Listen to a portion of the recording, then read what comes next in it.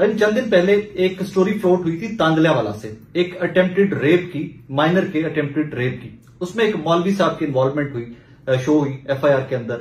बाद में हमने देखा कि उस केस में तस्फिया हो गया, लेकिन उस केस का मैं यहां से स्टार्ट करूंगा लाहौर से, बिकॉज अभी ये लाहौर की स्टोरी और वापस हम तांदल्यावाला चलेंगे। उस स्टोरी में जो मुलजिम है अबू बकर मुआविया साहब, वो लाहौर पुलिस की कस्टडी में है और उनके ऊपर एक और अटेम्प्टेड रेप डाल दिया गया है। उस सारे केस के या उस जो मुलजिम है उनके वकील हैं मियां दाऊद एडवोकेट साहब, जो मेरे साथ मौजूद हैं। उस स्टोरी में ट्विस्ट ऐसे थे आज इन्वेस्टिगेट करते हुए कि जब मैंने कॉल की उन साहब के भाई को, अबू बकर मुआविया साहब के भाई हैं फैसल, स्टोरी की इन्फॉर्मेशन लेने के लिए, तो मुझे उन्होंने जो नंबर दिया कि आपको सारी इन्फॉर्मेशन इस नंबर से मिलेगी, वो नंबर एडवोकेट मियां दाऊद साहब का था। सो मैंने सोचा क्यों ना मैं खुद उनके पास चला जाऊं और तमाम तर तफसीलात जो हैं वो आपके सामने रखूं, क्योंकि इसमें कुछ कवर अप के एलिमेंट्स आ रहे हैं कि गवर्नमेंट ऑफ पंजाब कुछ कवर अप कर रही है, क्योंकि स्टोरी इतनी बड़ी हो गई थी। भैया साहब अस्सलाम वालेकुम, कैसे हैं? खैरियत से? ठीक ठाक है। अच्छा, सबसे पहले तो ये मुझे बताइए कि ये केस आया कैसे आपके पास और क्या इसके इनसाइट्स क्या हैं, एफआईआर कैसे हुई, जरा इसका सारा बैकग्राउंड बताइए मुझे।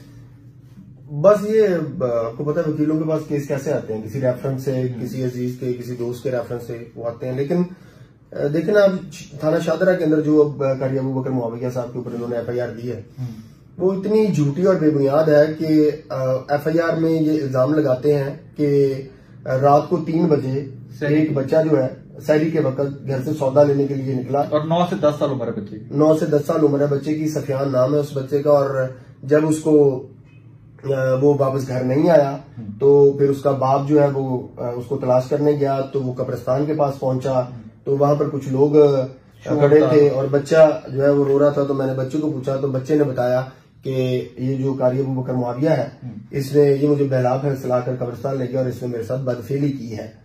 ये एफआईआर के अंदर इसके ऊपर इल्जाम लगाया गया। अब 7 तारीख को ये सुबह सहरी का बुकवा बना रहे हैं। उससे पहले कारी अबू बकर मुआविया साहब को ये तांदल्यावाला बटन से उनके घर से नामूम अफराद जो है वो पुलिस के डालों में जाकर उठा रहे हैं। ठीक है। 6 तारीख को करोला फुटेज में काली, जी जी जी जी 6 तारीख को 6 अप्रैल को सुबह 4 बजे के करीब उसी वक्त उन्होंने 15 के ऊपर कॉल की, उसका रिकॉर्ड मौजूद है। ठीक है। उसी वक्त उन्होंने फौरी तौर के ऊपर थाने दरख्वास्त दायर की और थाने में सारा वकूवा लिखा। ठीक है। कि इस तरह हमारे लोग आए और वो कारी अबू बकर मुआविया को उठाकर ले गए। ठीक है। उस दरख्वास्त को जो पुलिस का रसीद नंबर है वो लगा, डायरी नंबर लगा हुआ, और 6 अप्रैल को लेकर और 7 अप्रैल को सुबह 3 बजे के दौरान 23 घंटे का फर्क बन रहा है। 23 घंटे का फर्क से वो कारी अबू बकर मुआविया लाहौर भी आ गया, शादरा के इलाके में भी आ गया, जिया मूसा कब्रिस्तान भी चला गया। उसने वो बच्चा भी आइडेंटिफाई कर लिया, ठीक है, जो कि खुद एक बेटे का बाप है, और उसको इस एफआईआर में मुलव्वस कर दिया। देखिए, फौजदारी कानून जो है ना वो बड़ा वाज़ेह है और ये पूरी दुनिया में ये कानून है कि आपने किसी बेगुनाह को सजा नहीं देनी, गुनाहगार को छोड़ना। बिल्कुल ठीक। अगर तो कारी अबू बकर मुआविया ने कोई जुर्म किया है तो उसके ऊपर भी वही आइन, वही कानून, वही फेयर ट्रायल का टैने लागू होता है जो मेरे और आपके ऊपर लागू होता है, सबके ऊपर लागू होता है। बिल्कुल ऐसे।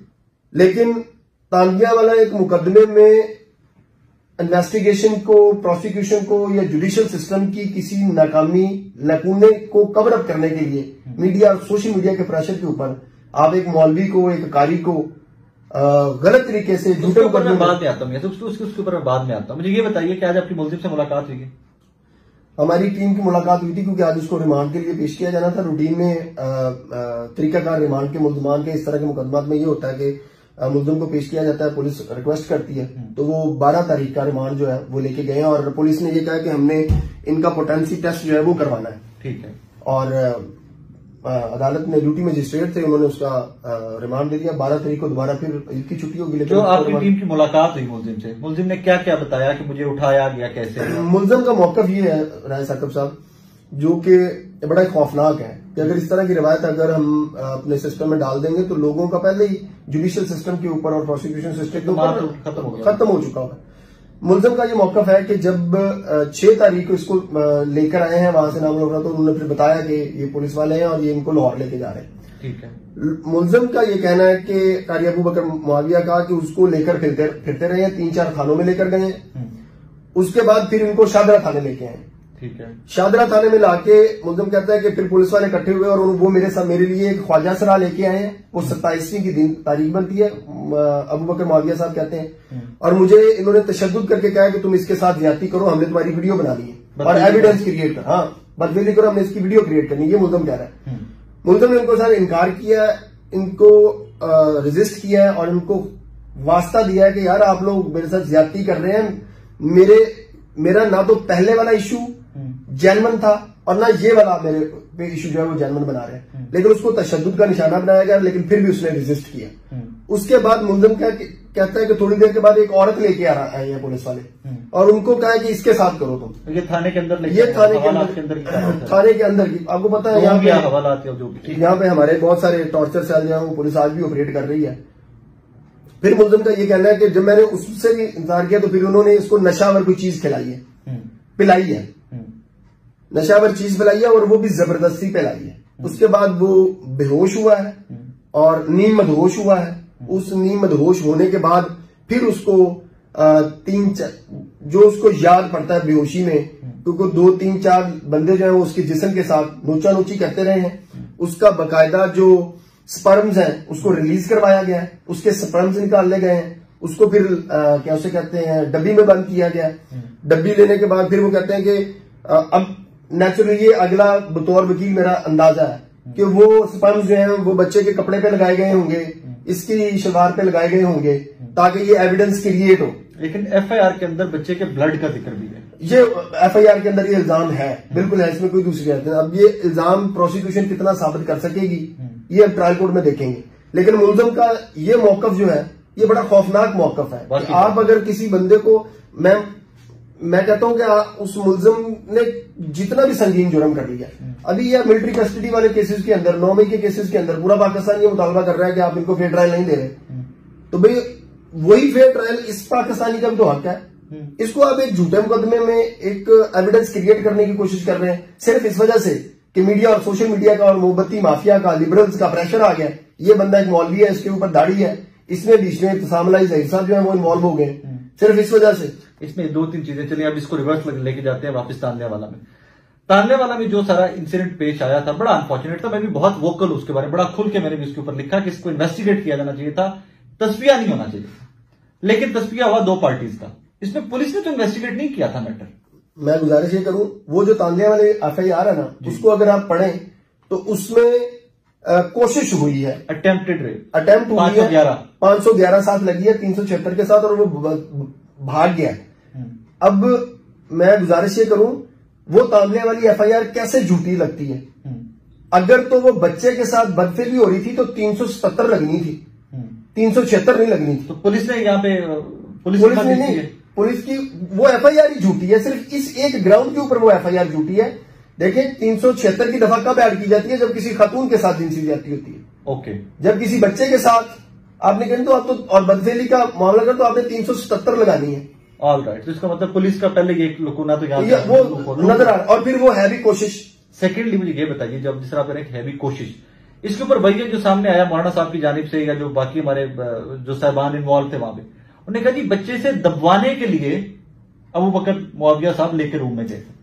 तो अगर जिस्म का कोई हिस्सा, मेरा ये जिस्म का हिस्सा टांग दबा रहा है कि बच्चा मेरा कोई इररेलेवेंट बच्चा जो मेरा कोई फैमिली का नहीं, मेरा फैमिली का भी हो तो मैं अकेले ही रूम में ना लेके जाऊं, तो जो कि मेरा जिस्म का हिस्सा अगर नंगा है और बच्चा मुझे दबा रहा है तो क्या वो जिनसी हिरासत में नहीं आता? जिनसी हिरासत में आता है, काबिल मुजम्मत है, जुर्म है।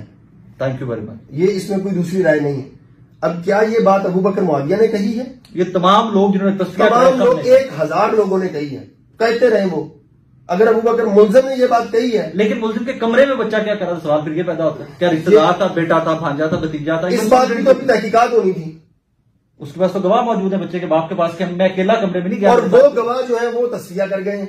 तस्फिया मौलवी साहबान ने करवाया इन्वॉल्वमेंट के बाद। वो मुल्जिम ना करता, मुदई ना करता, पता नहीं उसके ऊपर कितना प्रेशर आया होगा। वो पुलिस उसको प्रोटेक्ट करती है, आपका विटनेस प्रोटेक्शन एक्ट मौजूद है, पुलिस उसको प्रोटेक्ट करती है इस मुल्क के अंदर। देखें, और उस विक्टिम का बाप है, जो उस विक्टिम का बाप है, आपने भी फुटेज देखी, मैंने भी फुटेज देखी थी।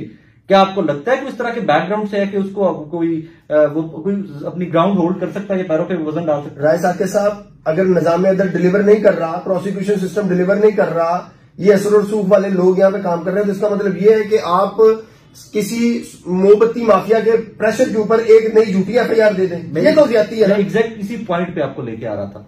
जो तांदलियावाला में हुआ, जिस तरह तस्फिया हुआ, वो गलत था, इन्वेस्टिगेट होना चाहिए था। कानूनी तौर के ऊपर वो तस्फिया दुरुस्त है, अगर अखलाकी तौर के ऊपर बात, अखलाकी तौर के ऊपर तो आप अगर उसके अंदर वो साहब गलत थे जिन्होंने एफआईआर दी, उन्होंने एक बंदे के ऊपर इल्जाम लगाया, सारी जिंदगी बर्बाद कर दी, सारी जिंदगी सारे खानदान की आपने जो कमाई थी वो आपने जाया कर दी, वो आंदा नस्लें भी अपनी जो ना बिल्कुल वो भुगतती रहेंगी इसको।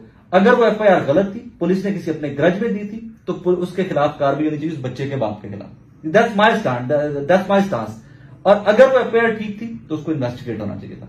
तस्फिये को लाकर बीच में और दो पार्टियों को प्रेशराइज करके या बिठा के किसी भी एंगल पे इक्विटल की तरफ ले जाकर सारा केस खराब हो गया। वहां देखिए उसका हल क्या था, उसका हल ये था कि उसका कानूनी रास्ता ये है ना कि हुकूमत उसमें अपील दायर कर दे, एक उस रास्ते की तरफ चले जिससे लाकानूनियत को फरोग ना मिले। अब सारे एविडेंस आया हो चुके हैं, डीएनए जो होना था उस टाइम, डीएनए तो होना ही नहीं था ना, वो कोशिश हुई।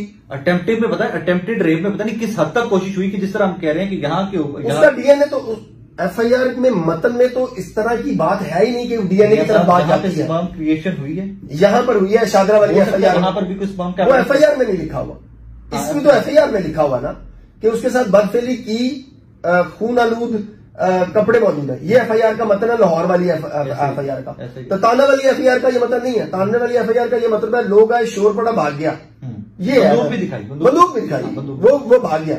तो उसमें तो डीएनए की जरूरत कोई नहीं थी। बेहतर क्या ये बेहतर नहीं था कि हुकूमत उसमें अपील दायर करती, जाती सुप्रीम कोर्ट तक जाना चाहिए था, बिल्कुल फाइट बैक करना चाहिए था। ये क्या तरीका हुआ कि आपने एक बंदे को घर से उठा के लाके लाहौर में आपने झूठी एफआईआर दे दी। अच्छा एक मुझे बताइए, सिंस जो क्लाइंट ना हो, आपके वो क्लाइंट हैं, क्या अबू बकर साहब का इस शादरा के एरिया में कोई रिश्तेदार, कोई दोस्त पहले फ्रीक्वेंट आना जाना था? कभी भी कोई नहीं है। और हम जब ट्रायल में जाएंगे, इन चीजों को करेंगे, तो आप देखिए दूध का दूध पानी का पानी हो जाएगा। वो बंदा, उस बंदे का शादरा में कभी कोई लेना देना ही कोई नहीं, जिंदगी में कभी नहीं। इस एरिया के अंदर कोई दोस्ती, कोई रिश्तेदारी, किसी मस्जिद में कोई लेना देना, किसी कत्तल भी कोई नहीं, चक्कर ही कोई नहीं, मतलब इससे पहले कभी आई नहीं, आए नहीं। आप उस जो बंदा की कॉल हुई है उस मौके के ऊपर हुई है, तांदलिया वाला में बारबटो में जैसे घर से उठा, तीन चीजें उसको कैसे अब जो मैंने थोड़ा इन्वेस्टिगेट किया स्टोरी को, तीन चीजें। एक फुटेज है, काली गाड़ी है उसके अंदर, फुटेज को छोड़ देंगे। एक वो कहते हैं कि एक एप्लीकेशन मेरे पास आई उनके भाई की जानिब से, फैसल साहब की जानिब से, पुलिस को दी के लिए अगवा कर, और पुलिस का उसके ऊपर डायरी नंबर मौजूद है,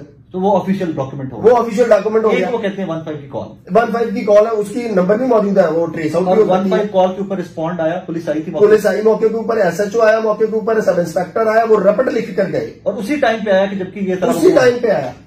तो आप उसको अब उस बात को ज़हन में रख के आप देखेंगे वो बंदा यहाँ पे क्या लेने आएगा उस वक्त। Doesn't make sense. इसीलिए मैं कह रहा हूं कि दो ब्लंडर है इसमें। एक तांदला वाला का तस्वीर ब्लंडर था, वो बड़ा एक मशहूर फिक्र है, two wrongs can not make one right, that's it. इतनी सी बात, एंड में ये सिर्फ इस बात की वजह से कि वो एक मौलवी है, ये मैंने अब तक जितना भी इस केस को देखा और ऊपर से लेके तब, अब देखे ना, मैं अभी ट्वीट एक देख रहा था कि कोई खातून है, कोई चेयरपर्सन है नेशनल ह्यूमन कमीशन की, वो अप्रिशिएट कर रही है पुलिस को, आयशा रजा साहब, शायद वो अप्रिशिएट कर रही है, इसको रीअरेस्ट कर दिया। भाई आप कौन होती हैं इस केस की इन्वेस्टिगेशन पर असरअंदाज होने वाली, दबाव डालने वाली, प्रेशर डालने वाली? आप कौन होती है पुलिस को अप्रिशिएट करने वाली? को ही देखकर मैंने स्टोरी के परसू करना स्टार्ट किया था। वो ट्वीट क्या है उसमें नाज़रीन, उसमें जो सबसे डॉजी चीज है कि आपने तांदला वाले इंसिडेंट को लाहौर से रिलेट किया। सबसे डॉजी चीज उसके अंदर ये थी, इन्वेस्टिगेट कीजिए, हम सारा पाकिस्तान आपके साथ खड़ा है, तांदला वाला मैटर को इन्वेस्टिगेट किया। मैं मुलजिम का वकील होकर इसके साथ खड़ा हूं कि आपको वो इन्वेस्टिगेट करके वो इन्वेस्टिगेशन करें। अगर उसने ज्यादती की है तो मैं खुद साथ चल के कहता हूं जी सजा दें। रियासत मुद्दई बन सकती है, किसी भी कैसे बन सकती है रियासत मुद्दई बन सकती है। और इस मुकदमे में तो मेन रोल ही रियासत का है, इसमें कोई दूसरी राय नहीं है। ये बात कतई नहीं है, कोई भी बंदा इस बात को डिफेंड नहीं कर सकता कि किसी भी बच्चे के साथ या बच्ची के साथ ज्यादती की जाए, जबरदस्ती की जाए। ये ऐसे लोग तो नाकाबिले माफी हैं, लेकिन आप किसी को इस तरह का टैग लगा के उसकी सारी सोशल लाइफ नहीं तबाह नहीं कर सकते। लास्ट क्वेश्चन मेरा, दो चीजें ऑन रिकॉर्ड है हमारे पास, एक 15 की कॉल है तांदले वाला की और एक वो दरखास्त है। अगर इन दोनों को लेट्स इमेजिन के ये क्रिएट की गई, आपके पास और क्या सबूत है अपने आर्गुमेंट को वो ट्रायल में साबित कराएंगे ना। इसी चीज की तो पॉसिबिलिटीज क्या हो सकती हैं कि आपको गवाहान पेश करने पड़े, और टाइम इस तरह का उसमें गवाहान कहां से आएंगे? कोई बात नहीं, हम ट्रायल में इंशाल्लाह ताला सारी चीजें पेश करेंगे, अल्लाह पाक खैर करेगा। ये कारी अबू बकर मुआविया साहब इंशाल्लाह ताला, अल्लाह पाक ने हिम्मत, हौसला और तौफीक दी और अल्लाह की मदद शामिल हुई तो कारी अबू बकर मौलवी साहब बरी होंगे इस मुकदमे में। अगर बेगुनाह है तो, अगर बेगुनाह है, मैं फिर कह रहा हूं ना, वो तो अगर बेगुनाह है तो अल्लाह करे कि बरी हो, और जिन्होंने उसके ऊपर झूठा इल्जाम लगाया उनको सजा हो। और अगर ये कहीं पर भी किसी भी लेवल की हैरासमेंट में इन्वॉल्वमेंट तांदल्यावाला से लेकर कहीं पर भी है तो अल्लाह करे कि जो करार वाकई सजा है उनको ये मिले। इस स्टोरी में ट्विस्ट बहुत बड़ा था कि एक एफआईआर तांदल्यावाला की है जिसमें एक्विटल हो चुका है तस्वीर की वजह से, और अगली एफआईआर लाहौर के अंदर आती है, उस जगह से आती है कि जहां पर अबू बकर मुआविया ना जिंदगी में कभी आए ना कोई ताल्लुक है। उस केस को कवर बजाय ये लग रहा है, इसमें जो अगर आप डॉट्स कनेक्ट करें तो बजाय ये लगता है कि उस केस में जो एक्विटल हुआ, जो पुलिस की नायली थी या जो स्टेट वहां पर आगे परसू नहीं किया केस को, प्रेशर लेते हुए लाहौर का बकवा बना दिया। रेस्ट एग्रीविटी। मैं एक और आपसे बात करता हूं, जब वो तस्फिया हुआ ना, तस्फिया का प्रोसेस क्या होता है? उन्होंने आपने एप्लीकेशन फाइल की, अदालत में फाइल की, तो अदालत ने फैसला करने से पहले केस का रिकॉर्ड मंगवाना होता है। वहां पे एसएचओ, एएसआई, सब इंस्पेक्टर, तफ्तीशी में पेश होना होता है। वो तफ्तीशी वहां पे रजिस्ट करता ना, कहता कि आप नहीं, ये तस्फिया नहीं कर सकते, अपना बयान लिखवाता, वहां पे एप्लीकेशन मूव करता, फौरी तौर के ऊपर अपना प्रोसिक्यूटर एंगेज करता। यहाँ पे रोज ऐसे हम देखते हैं, वहां पे तो किया नहीं, तो यहाँ पे आके आपने झूठी एफआईआर कर दी। तो वही ना कि वहां पर जो ब्लंडर हुए हैं, जो स्टेट के एंड पे, वहां पर हुकूमत के एंड पे वहां पे ब्लंडर हुए हैं, वो बजाय लग रहा है कि यहां पर आकर उनको कवर अप किया जा रहा है। अपना ख्याल रखिएगा, दुआ में याद रखिएगा।